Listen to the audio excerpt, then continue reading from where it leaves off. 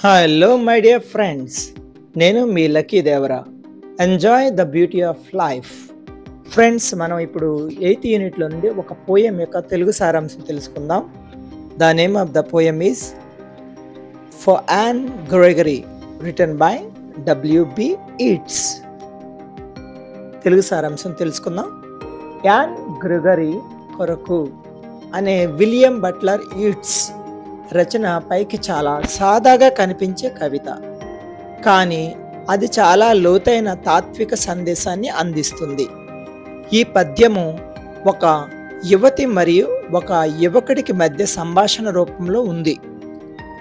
ఆ యువకుడు అంటాడు, ఆవిడ యొక్క తేనె వర్ణపు పసుపు రంగు జుట్టు అత్యంత అందంగా ఉంది అని అంటాడు.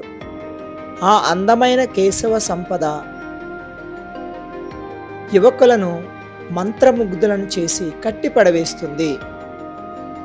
ఆ కురులు సోయాగాలను దాటుకుని ఆమె మనో సౌందర్యాన్ని తిలకించాలని ఏ యువకుడు కోరుకోడు, అనుకోడు.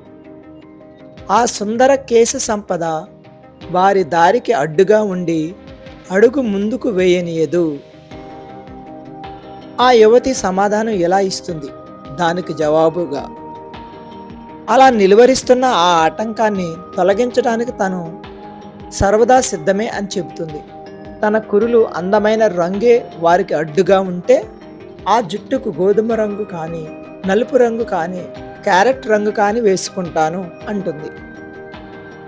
ఇతరులు ఎవరైనా తనను తన కొరకు ప్రేమించాలి కానీ తన రూపం చూసి ప్రేమించవద్దు అని కోరుకుంటుంది. బాహ్య రూపాన్ని కానీ మరేదో భౌతిక ఆకర్షణను కానీ చూడకుండా ఒక వ్యక్తిని ఆ వ్యక్తి కొరకే ప్రేమించటం ఒక్క భగవంతుడికి మాత్రమే సాధ్యపడుతుందని ఆ యువకుడు చెబుతాడు. అంతేకాక ఆ విషయమై ఒక మత పెద్ద తనకు ఆధారాలు చూపెట్టాడు అని చెబుతాడు. ఆ దైవత్వపు స్థాయికి మనిషి ఇంకా ఎదగలేదు అంటాడు.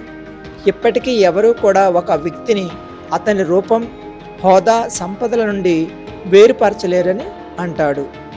ఫ్రెండ్స్, విన్నారు కదండి. That is the summary of the poem for an Gregory. So మరిన్ని అప్డేట్స్తో మీ ముందుకు వస్తాను. Please keep watching and share it and subscribe it. Thanks for watching. Have a beautiful day.